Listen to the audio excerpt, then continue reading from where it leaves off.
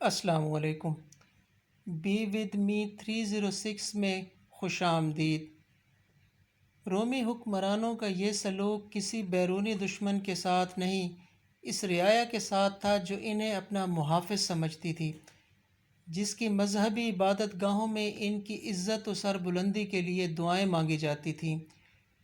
یہ وہ دور تھا جب مشرق و مغرب کے 64 صوبوں، 935 شہروں اور بے شمار بستیوں کے عوام پر کیسر کا حکم چلتا تھا، اور اگر ان صوبوں، شہروں اور بستیوں میں سوچنے، سمجھنے اور محسوس کرنے والے انسان آباد تھے تو ہمارے لیے یہ سمجھنا مشکل نہیں کہ شہر حیات کے ان بھٹکے ہوئے مسافروں کی رات کتنی تاریک، کتنی بھیانک اور کتنی صبر آزما تھی۔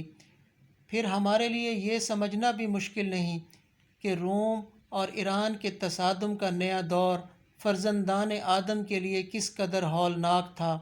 یہ ان شہنشاہوں کا تصادم تھا جنہیں خدا کی زمین پر اپنے سوا کسی اور کا سانس لینا گوارا نہ تھا، اور یہ ان قوموں کا معرکہ تھا جو یکساں بے رحم، توہم پرست اور تنگ نظر تھیں۔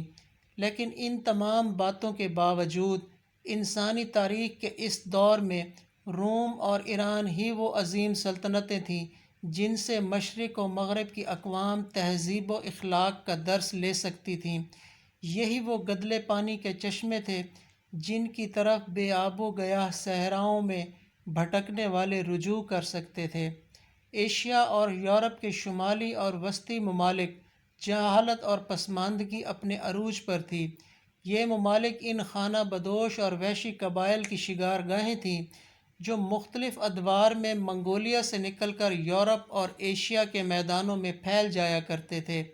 زرخیز خطوں پر قبضہ جمانے کے بعد جب یہ خانہ بدوش نسبتاً متمدن زندگی کے عادی ہو جاتے اور کھیتی باڑی کی بدولت وسائل حیات کی فراوانی ان کی بدویانہ خصوصیات بدل ڈالتی، تو وسط ایشیا سے وحشت اور بربریت کے طوفانوں کی ایک اور لہر اٹھتی اور ان ترقی یافتہ وحشیوں کو اپنے انتہائی پسماندہ اور خونخوار بھائیوں کے لیے جگہ خالی کرنا پڑتی۔ سثین، ہن اور ونڈال، جن کی وحشت اور بربریت کبھی مشرق میں سلطنت ایران اور کبھی مغرب میں سلطنت روما کے لیے عظیم خطرہ بن جاتی تھی، انہی قبائل کی شاخیں تھیں جو اپنی بڑھتی ہوئی آبادی کے لیے منگولیا کی چراگاہوں کو ناکافی پا کر نئی چراگاہ کی تلاش میں نکل پڑتے تھے۔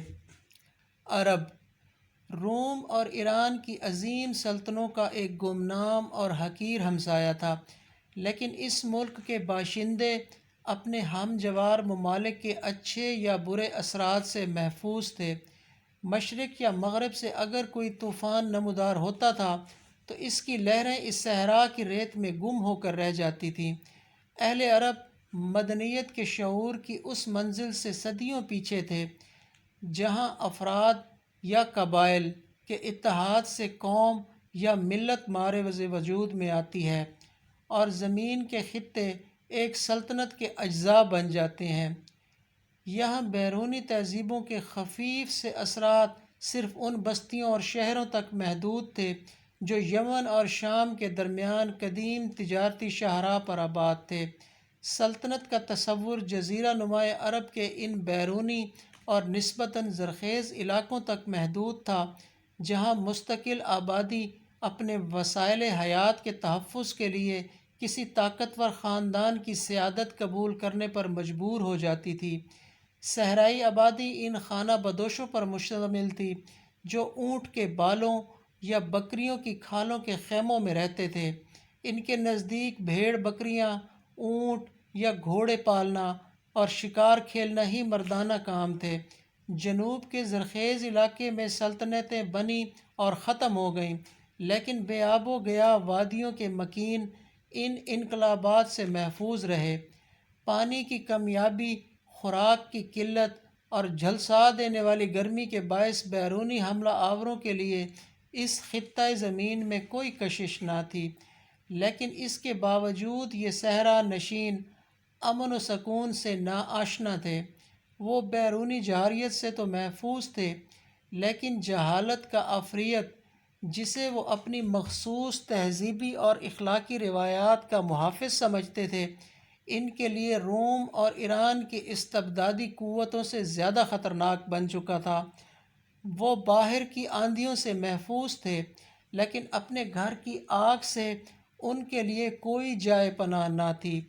ان کے ماضی کی تاریخ خاندانی جھگڑوں یا قبائلی جنگوں تک محدود تھی۔ یہ جنگیں عام طور پر افراد سے شروع ہوتی تھیں جو کبھی کسی پانی کے چشمے یا چراگاہ پر قبضہ کرنے اور کبھی ایک دوسرے کے مویشی چھیننے کے لیے آپس میں الجھ پڑتے تھے۔ پھر تمام کے تمام قبیلے میدان میں آ جاتے اور برسوں تک لوٹ مار، قتل و غارت اور انتقام در انتقام کا سلسلہ جاری رہتا۔ جب ایک نسل کی رگوں سے خون کا آخری قطرہ تک بہہ نکلتا تو نئی نسل میدان میں آ جاتی۔ ان کے خطیب اور شاعر نفرت و انتقام کے جہنم کے لیے تازہ ایندھن مہیا کرتے تھے۔ ان کا بیشتر شعر و ادب ان قصائد اور ہجویات پر مشتمل تھا جس کی بدولت وہ اپنی پرانی عداوت زندہ رکھ سکتے تھے۔ قبائلیت بدوی سوسائٹی کی بنیاد تھی۔ ایک فرد کی زندگی کا اولین مقصد اپنے قبیلے کی انا کی تسکین کا سامان مہیا کرنا تھا۔ اپنے قبیلے کے کسی فرد کے قاتل کے لیے کوئی جائے پناہ نہ تھی۔ ایسا مجرم فرار ہو کر ہی قبیلے کے انتقام سے بچ سکتا تھا، لیکن ہمسایہ قبائل کے خلاف انتہائی گھناؤنے جرائم کا ارتکاب بھی قابل تحسین سمجھا جاتا تھا۔ کمزور قبائل کو اپنی سلامتی کے لیے کسی طاقتور قبیلے کی پناہ لینا پڑتی تھی اور اس کے بدلے وہ خراج ادا کرتے تھے۔ بعض اوقات ایک غیر جانبدار قبیلہ فریقین کے درمیان کود پڑتا تو ایک عارضی مدت کے لیے صلح بھی ہو جاتی، لیکن تصفیے کا اصول یہ تھا کہ جنگ میں جس قبیلے کے کم آدمی مارے جاتے تھے، اسے اپنے حریف کی زیادہ اموات کا خون بہا دینا پڑتا تھا۔ قبائل صرف پیدائشی اور نسلی رشتوں ہی سے نہیں بنتے تھے، بلکہ ایک اجنبی کسی کے گھر کا کھانا کھانے اور اس کے خون کی چند بوندیں چکھنے کی رسم ادا کرنے کے بعد اس کے قبیلے میں داخل ہو سکتا تھا۔ بعض اوقات ایک چھوٹے اور کمزور قبیلے کے تمام افراد اپنی بقا کے لیے کسی بڑے اور طاقتور قبیلے میں جذب ہو جاتے تھے اور اس طرح انہیں اپنی قوت میں اضافہ کرنے کے بعد اپنے دشمنوں کے مظالم کا حساب چکانے کا موقع مل جاتا تھا۔ عرب جس قدر جاہل تھے، اسی قدر ضدی، خونخوار اور مغرور تھے۔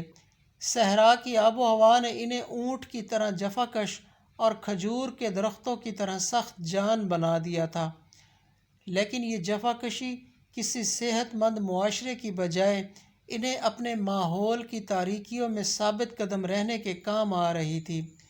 اپنے اسلاف کی بدترین روایات پر قائم رہنا ان کے نزدیک بہادری اور اپنے اسلاف کا راستہ چھوڑ کر کوئی دوسرا راستہ اختیار کرنا ان کے نزدیک بزدلی اور بے غیرتی کے مترادف تھا۔ مکہ کو یہ شرف حاصل تھا کہ یہاں ابراہیم علیہ السلام نے خدا کا پہلا گھر تعمیر کیا تھا، لیکن شرک کی آندھیاں یہاں توحید کا چراغ بجھا چکی تھیں اور خدا کا یہ گھر ایک بت کدہ بن چکا تھا۔ عرب اب بھی خانہ کعبہ کو اپنا روحانی مرکز سمجھتے تھے، لیکن صدیوں کی جہالت کی طغیانیوں میں دین ابراہیم کی تعلیم چند مشرکانہ رسوم کا مجموعہ بن کر رہ گئی تھی۔ خال خال ایسے لوگ تھے جن کے دلوں کی گہرائیوں میں دین ابراہیم کی لو جھل ملا رہی تھی، لیکن ظلمت کے طوفانوں کے آگے چند ٹمٹماتے ہوئے چراغوں کی کوئی حقیقت نہ تھی۔ عرب سے باہر مجروح انسانیت کو اپنے زخموں کا احساس تھا۔ وہاں بھٹکے ہوئے قافلے کسی رہنما کے جویا ہو سکتے تھے۔ بالخصوص شام میں عیسائی اور یہودی مذاہب کے پیشوا جب اپنے گرد و پیش سے مایوس ہوتے تھے تو ان کی نگاہیں فلسطین کی وادیوں میں اس نجات دہندہ کو تلاش کرتی تھیں جس کی آمد کی بشارت ان کے آسمانی صحیفوں میں موجود تھی۔ اگر وہ تاریکی میں بھٹک رہے تھے تو انہیں کسی روشنی کا انتظار تھا۔ اگر وہ جبر و استبداد کی چکی میں پس رہے تھے تو انہیں عدل و انصاف اور رحم و کرم کی طلب تھی، لیکن عرب کا ضمیر اس روشنی سے محروم ہو چکا تھا جو اچھائی اور برائی میں تمیز کر سکتی ہے۔